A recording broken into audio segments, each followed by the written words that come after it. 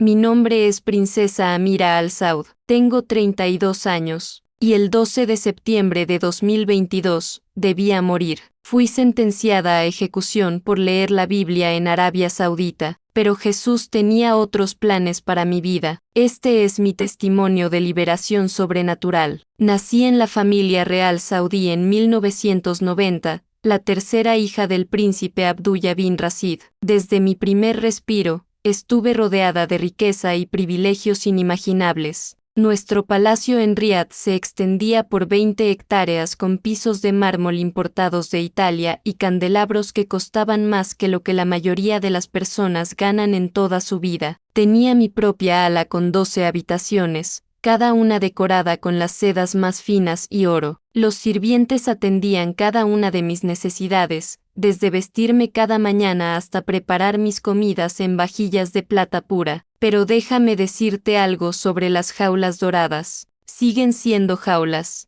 A pesar de tener todo lo que el dinero podía comprar, mi alma estaba muriendo de hambre. Poseía cientos de vestidos de diseñador, conducía autos de lujo que la mayoría de las personas solo ven en revistas, y viajaba en jets privados a los destinos más exóticos. Sin embargo, cada noche me quedaba mirando el techo ornamentado de mi habitación, preguntándome si esto era todo lo que había en la vida. El vacío dentro de mí crecía con cada año que pasaba. Mi educación religiosa comenzó cuando cumplí 5 años. Cada mañana al amanecer, mi tutor islámico llegaba para enseñarme memorización del Corán. Pasaba horas recitando versos en árabe, perfeccionando mi pronunciación e entonación. A los 12 años, había memorizado más de la mitad del Corán. Las 5 oraciones diarias se aplicaban con precisión militar. Mis tutores me vigilaban constantemente, asegurándose de que realizara cada ritual perfectamente. Desde las abluciones hasta las postraciones, realizaba todos los rituales a la perfección, pero no sentía absolutamente nada por dentro. Las palabras se sentían vacías, como recitar una lista de compras. Durante el tiempo de oración,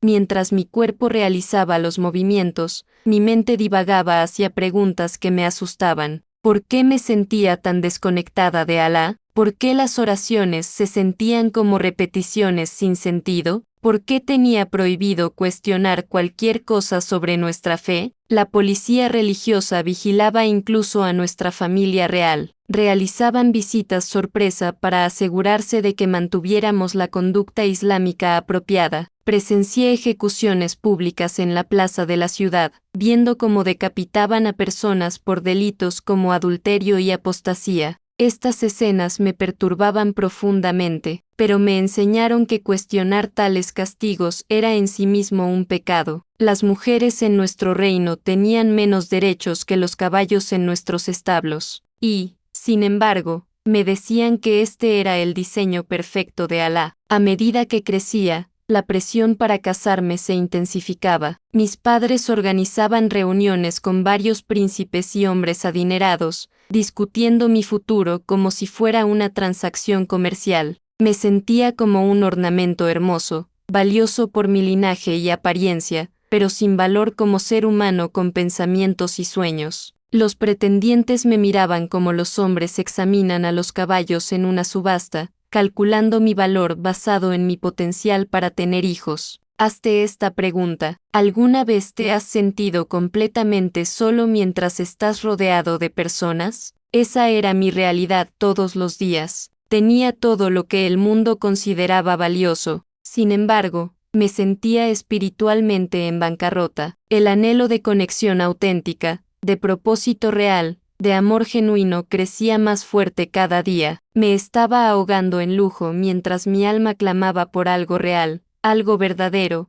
algo que pudiera llenar el vacío doloroso dentro de mi corazón. En marzo de 2021, mi padre me invitó a acompañarlo en una misión diplomática a Londres. Esto era inusual ya que las mujeres de nuestra familia raramente viajaban para asuntos oficiales, pero necesitaba una presencia femenina para reuniones con las esposas de dignatarios británicos. Tenía 28 años y nunca había estado sola en un país extranjero sin supervisión. El vuelo a Londres se sintió como viajar a otro planeta. Nos hospedamos en el Hotel Savoy, y por primera vez en mi vida, tuve mi propia habitación sin sirvientes, sin guardias, sin nadie vigilando cada uno de mis movimientos. Esa noche, después de que mi padre se retirara a su suite, me encontré completamente sola. Deambulé por la elegante habitación, tocando los muebles, abriendo cajones, experimentando una libertad que nunca había conocido. Abrí el cajón de la mesita de noche, buscando papel del hotel, y ahí estaba, un pequeño libro negro con letras doradas que decía Santa Biblia. Mi corazón latía con fuerza mientras lo recogía, como si estuviera sosteniendo un explosivo peligroso. En Arabia Saudita, poseer una Biblia era un crimen grave, castigado con prisión y posiblemente muerte. Sin embargo, algo me atrajo a este libro prohibido como un imán. Mis manos temblaban mientras abría una página al azar. Las palabras "en el principio era el verbo", y el verbo era con Dios, y el verbo era Dios parecían saltar de la página y atravesar mi corazón como un relámpago. Nunca había leído nada como esto antes. El lenguaje era tan diferente del Corán, tan personal e íntimo. Hablaba de amor en lugar de miedo, de gracia en lugar de castigo. Pasé toda la noche leyendo, incapaz de soltar el libro. Cuando llegué a las historias de Jesús sanando a los enfermos, alimentando a los hambrientos y tratando a las mujeres con dignidad y respeto, las lágrimas corrían por mi rostro. Este Jesús no se parecía en nada al profeta que me habían enseñado en la escuela islámica. Era compasivo, amoroso y revolucionario en su trato hacia los marginados y pecadores. El momento más impactante llegó cuando leí Juan las 3:16, porque de tal manera amó Dios al mundo, que ha dado a su Hijo unigénito, para que todo aquel que en él cree, no se pierda, mas tenga vida eterna. Sentí como si alguien estuviera hablando directamente a mi alma, respondiendo preguntas que había llevado durante años. Esto no se trataba de ganar el favor de Dios a través de un desempeño ritual perfecto, se trataba de amor. Amor puro e incondicional. Cuando regresamos a Arabia Saudita, sabía que tenía que tener ese libro. Retiré cuidadosamente la Biblia de la habitación del hotel, escondiéndola en mi equipaje de mano. El vuelo de regreso se sintió como contrabandear drogas, lo cual técnicamente estaba haciendo. Mi corazón se aceleraba cada vez que pasábamos por seguridad, segura de que alguien descubriría mi secreto y me arrestaría en el acto. De vuelta en Riad, ahuequé un viejo libro de comentarios islámicos y escondí la Biblia dentro. Cada noche después de la medianoche, cuando el palacio estaba en silencio y los sirvientes dormían, recuperaba mi tesoro escondido. Bajo mis sábanas, con una pequeña linterna, devoraba cada página. Cada capítulo revelaba más del increíble amor y sacrificio de Jesús. Mira dentro de tu propio corazón ahora mismo. ¿Alguna vez has descubierto algo tan poderoso, tan transformador, que sabías que nunca podrías volver a ser quien eras antes? Eso es lo que me sucedió con cada página que leía. El vacío en mi alma se estaba llenando con esperanza, amor y propósito que nunca imaginé posible. El 15 de agosto de 2022, mi mundo colapsó en un solo momento. Mi prima Fátima había venido a visitarme, como solía hacer los jueves por la tarde. Estábamos discutiendo los preparativos para la boda de otra prima cuando me pidió prestado uno de mis libros islámicos para sus estudios religiosos. Sin pensar, la dirigí a mi estantería mientras continuaba arreglando flores. El silencio que siguió fue ensordecedor. Cuando me di la vuelta, Fátima estaba paralizada, sosteniendo mi libro de comentarios islámicos ahuecado con la Biblia claramente visible en su interior. La mirada de horror y disgusto en su rostro todavía me persigue hasta el día de hoy. Sus manos temblaban mientras miraba el libro prohibido, luego a mí, como si estuviera mirando a un demonio. Amira, susurró, su voz apenas audible. ¿Qué es esto? Por favor, dime que no es lo que creo que es. Podría haber mentido, podría haber afirmado que pertenecía a uno de los sirvientes o que lo estaba estudiando para refutar el cristianismo, pero en ese momento, algo dentro de mí se negó a negar la verdad que había transformado mi vida. Es la Biblia, Fátima, dije en voz baja, y me ha mostrado la verdad sobre el amor de Dios. Su rostro se puso blanco como el mármol. Dejó caer el libro como si le hubiera quemado las manos y corrió de mi habitación sin decir otra palabra. Sabía que mi vida, tal como la conocía, había terminado. En 2 horas, mi padre irrumpió en mis aposentos con mi tío y varios consejeros religiosos. Su rostro estaba morado de rabia, con venas sobresaliendo en su cuello mientras gritaba acusaciones contra mí. ¿Cómo pudiste traer esta vergüenza a nuestra familia? ¿Cómo pudiste corromperte con esta basura? Mi madre estaba detrás de él, lágrimas corriendo por su rostro, retorciéndose las manos en desesperación. Me dieron una oportunidad de salvarme a mí misma y el honor de la familia. Quema el libro, ordenó mi padre. Declara tu arrepentimiento públicamente, y diremos que estabas temporalmente poseída por espíritus malignos. La familia sobrevivirá a este escándalo. Miré la Biblia tirada en mi cama, recordando cada preciosa palabra que había leído, cada oración que había susurrado a Jesús en la oscuridad. No puedo negar lo que sé que es verdad, les dije. Jesucristo es mi Señor y Salvador. La bofetada de mi tío fue tan fuerte que me tiró al suelo. Mi propia madre me dio la espalda y salió de la habitación sin decir palabra. La policía religiosa llegó a nuestro palacio antes del atardecer. Estos no eran oficiales ordinarios, sino miembros del Comité para la Promoción de la Virtud y la Prevención del Vicio, los policías religiosos más temidos de Arabia Saudita. Me arrancaron mis ropas reales y me vistieron con un uniforme gris de prisión. La transformación simbólica estaba completa. Ya no era la princesa Amira, era la prisionera número 4758. Condenada por el crimen de apostasía. El viaje al centro de detención fue un borrón de sirenas y gritos. Me pusieron una capucha negra sobre la cabeza y me encadenaron las manos y los pies. Cuando finalmente me quitaron la capucha, me encontré en una celda de concreto de apenas 2 metros por 3 metros. Las paredes estaban manchadas con la sangre y lágrimas de ocupantes anteriores.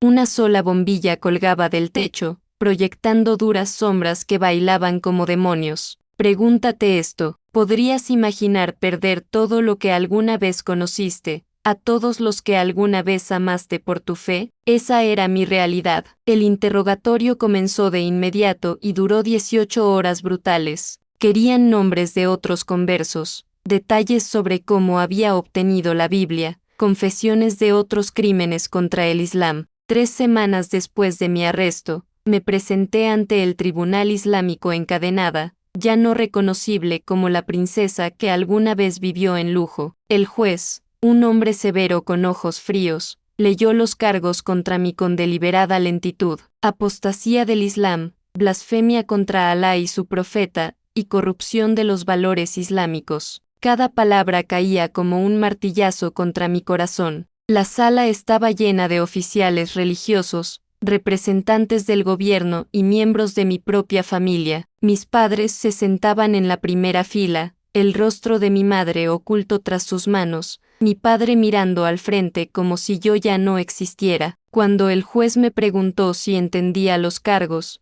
mi voz resonó en la cámara silenciosa: entiendo los cargos, pero no los acepto como crímenes. ¿Renuncias a tu creencia en Jesucristo y regresas a la verdadera fe del Islam?, exigió el juez. Toda la sala contuvo la respiración. Podía escuchar los sollozos ahogados de mi madre. Podía sentir el peso de la expectativa presionándome como una fuerza física. Esta era mi última oportunidad de salvar mi vida, de volver con mi familia, de reclamar mi estatus real. Mira dentro de tu propio corazón ahora mismo. ¿Podrías negar a Jesús para salvar tu propia vida? ¿Podrías llamar mentira al amor más grande que jamás has conocido? Pensé en Jesús en la cruz muriendo por mis pecados, eligiendo la tortura y la muerte en lugar de abandonar su misión. ¿Cómo podría hacer menos por Él? No puedo y no renunciaré a Jesucristo, declaré. Él es mi Señor y Salvador, y preferiría morir como cristiana que vivir una mentira. El martillo cayó como un trueno.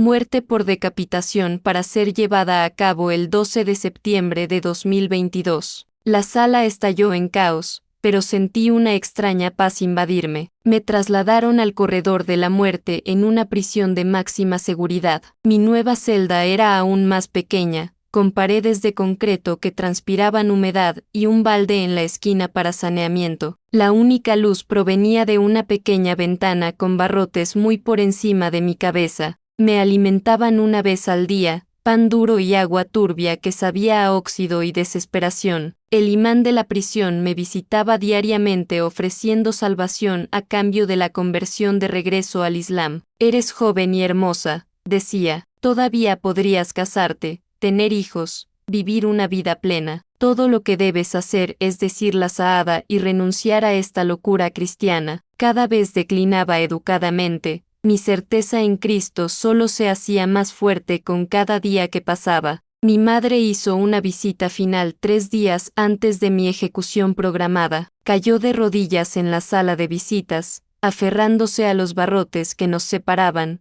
rogándome que me salvara. Por favor, mi hija, lloró. Solo di las palabras. Puedes creer lo que quieras en tu corazón, pero solo di las palabras para salvar tu vida. Madre, dije suavemente, te amo más que a mi propia vida, pero amo a Jesús más incluso que a ti. No puedo negarlo ahora. Se fue ese día y nunca regresó. Mi padre envió un mensaje diciendo que estaba muerta para la familia, que mi nombre nunca más se pronunciaría en su casa. En la noche del 11 de septiembre de 2022, yacía sobre el delgado colchón en mi celda, sabiendo que en 12 horas enfrentaría la espada del ejecutor. Había escrito cartas de despedida a los miembros de mi familia, aunque sabía que nunca serían entregadas. Cada amanecer durante semanas había sentido como una cuenta regresiva hacia la eternidad, y ahora la cuenta final había comenzado. Dormir era imposible. Pasé toda la noche en oración derramando mi corazón a Jesús, contándole sobre mis miedos, mis esperanzas, mi gratitud por el tiempo que me había dado para conocerlo. Jesús, susurré en la oscuridad, si eres real, si realmente me amas como dice la Biblia, por favor,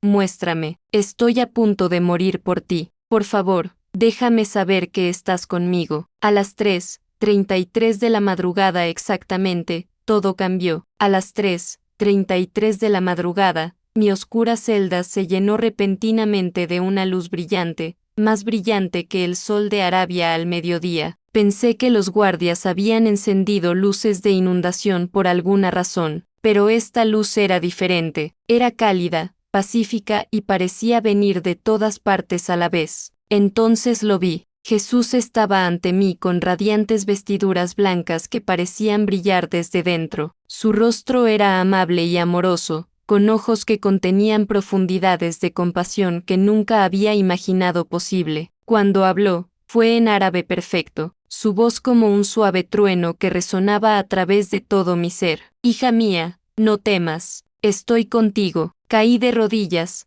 abrumada por su presencia. Esto no era un sueño o alucinación provocada por el estrés y el miedo. Este era Cristo vivo parado en mi celda del corredor de la muerte, hablando palabras de consuelo a una princesa condenada. Señor, susurré, mañana me matarán. Hija, dijo, extendiendo su mano hacia mí, tu sufrimiento no ha sido en vano. Te ha preparado para la obra que he planeado. Tu liberación está a mano y a través de tu testimonio muchos llegarán a conocer mi amor. Colocó su mano sobre mi cabeza y la paz inundó mi corazón como un río de oro líquido. Saldrás de este lugar, continuó Jesús, y llevarás mi mensaje a las naciones. Confía en mí completamente. La visión duró solo minutos, pero cuando la luz se desvaneció y Jesús desapareció, todo había cambiado. El miedo se había ido, reemplazado por una fe inquebrantable y paz sobrenatural. En una hora, lo imposible comenzó a suceder.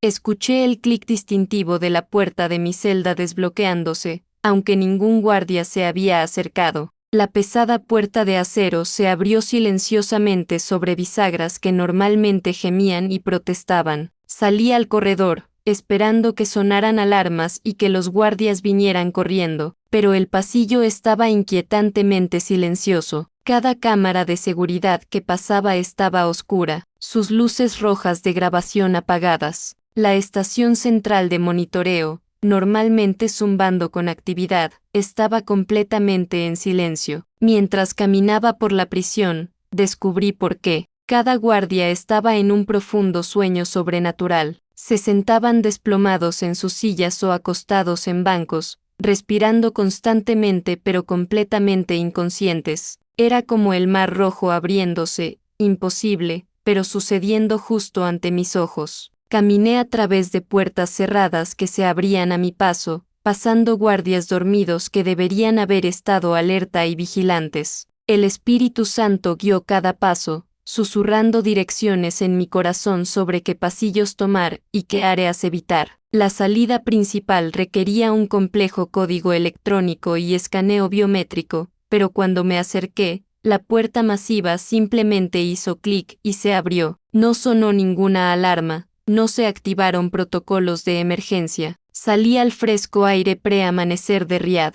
una mujer libre cuando debería haber estado a horas de la ejecución. Un taxi apareció en la esquina como por designio divino. El conductor, un amable anciano, no hizo preguntas cuando solicité transporte al Aeropuerto Internacional King Khalid. Dios había ido delante de mí y preparado el camino. Mi pasaporte real, que debería haber sido marcado en el sistema de seguridad como perteneciente a una prisionera condenada, se escaneó normalmente en cada punto de control. Así que te pregunto, como alguien que experimentó lo imposible te preguntaría, ¿crees que Dios todavía realiza milagros hoy? Abordé un vuelo a Ámsterdam con lágrimas corriendo por mi rostro, no por miedo, sino por gratitud abrumadora. Mientras el avión despegaba del suelo saudí, presioné mi rostro contra la ventana y vi a mi tierra natal desaparecer bajo las nubes. Cuando aterricé en Ámsterdam 12 horas después, caí de rodillas en suelo extranjero y lloré, lágrimas de pura gratitud. Estaba viva, era libre, y Jesús había cumplido su promesa. El oficial de aduanas que procesó mi solicitud de asilo más tarde me dijo que nunca había visto a alguien tan agradecido solo por estar respirando. 3 meses después de mi escape milagroso, me encontraba sumergida hasta la cintura en la piscina bautismal de la Iglesia Cristiana Nueva Vida en Ámsterdam. El pastor Enrique había pasado semanas preparándome para este momento, asegurándose de que entendiera el significado de la declaración pública de fe. Mientras miraba a la congregación de 200 creyentes que me habían recibido con los brazos abiertos, me sentía abrumada por la gracia de Dios. Princesa Amira, dijo el pastor Enrique con una cálida sonrisa, ¿aceptas a Jesucristo como tu Señor y Salvador? Mi voz resonó clara y fuerte mientras respondía, sí, lo acepto. Cuando me sumergí en esa agua, algo profundo sucedió. La princesa Amira, la mujer que había vivido en miedo y vacío, murió en ese momento. Cuando emergí jadeando y riendo a través de lágrimas de alegría, fui renacida como hija del Rey de Reyes. La congregación estalló en celebración, cantando himnos de alabanza en idiomas que aún no entendía, pero sentía en mi corazón. Por primera vez en mi vida, experimenté auténtica comunidad cristiana. Estas personas me amaban no por mi linaje real o riqueza, sino simplemente porque yo era su hermana en Cristo. La libertad de adorar abiertamente, de cantar canciones de alabanza, de levantar mis manos en adoración sin miedo se sentía como respirar aire fresco después de una vida de asfixia. Me inscribí en el Instituto Bíblico inmediatamente, hambrienta por aprender todo lo que pudiera sobre mi nueva fe. Cada clase era una revelación: teología sistemática, historia de la Iglesia, exégesis bíblica. Cada materia abría nuevas ventanas hacia el carácter y plan de Dios. Mis profesores estaban asombrados por mi pasión por aprender y mis detalladas preguntas sobre las Escrituras. Estudiaba 18 horas al día, compensando 27 años de hambre espiritual. La dolorosa realidad de mi nueva vida fue la completa separación de mi familia. Mis padres oficialmente me declararon muerta, celebrando un servicio funerario y erigiendo una lápida con mi nombre. Mis hermanos tenían prohibido hablar mi nombre o reconocer mi existencia. Amenazas de muerte llegaban regularmente a través de varios canales, prometiendo que agentes saudíes me encontrarían y completarían la ejecución que Jesús había interrumpido. Pero descubrí algo hermoso sobre la pérdida. Cuando pierdes todo por Cristo, te das cuenta de que todo lo que pensabas que necesitabas en realidad te estaba frenando de la verdadera alegría. La soledad era real, el dolor por mi familia perdida era aplastante a veces, pero la paz y el propósito que encontré en Jesús excedieron por mucho cualquier cosa que hubiera sacrificado. Dios comenzó a abrir puertas para el ministerio que nunca podría haber imaginado. Iglesias en toda Europa me invitaron a compartir mi testimonio. Cada vez que me paraba ante una congregación y contaba mi historia,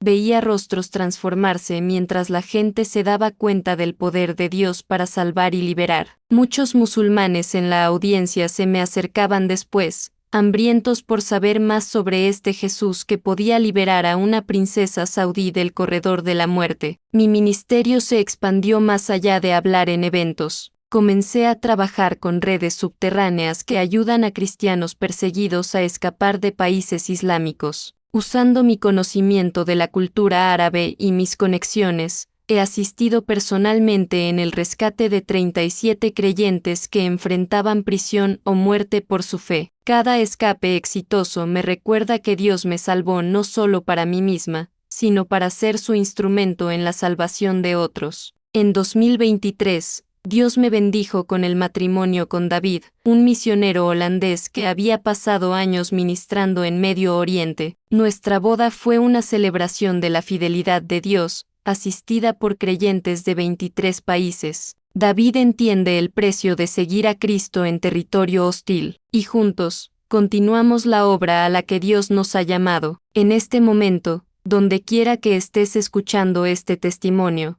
Jesús está llamando tu nombre. Puede que no te esté pidiendo que arriesgues la ejecución, pero te está pidiendo que le entregues todo a Él. La pregunta que debes responder es simple pero profunda. ¿Cuánto vale Jesús para ti? ¿Vale tu zona de confort? ¿Vale tu reputación? ¿Vale tu vida entera? Cada respiro que doy es un milagro. Cada amanecer es un regalo de Dios. Nunca subestimes el poder de nuestro Salvador. Si Dios puede liberar a una princesa saudí del corredor de la muerte, puede manejar cualquier situación imposible que estés enfrentando hoy. Jesús todavía está realizando milagros, y tú podrías ser su próximo testimonio. Padre Celestial, te agradezco por cada persona que está escuchando este testimonio. Tú conoces sus luchas, sus miedos, sus dudas. Te pido que les reveles tu amor de una manera poderosa y personal. Muéstrales que eres real, que eres bueno, y que tienes un plan para sus vidas. En el nombre de Jesús. Amén.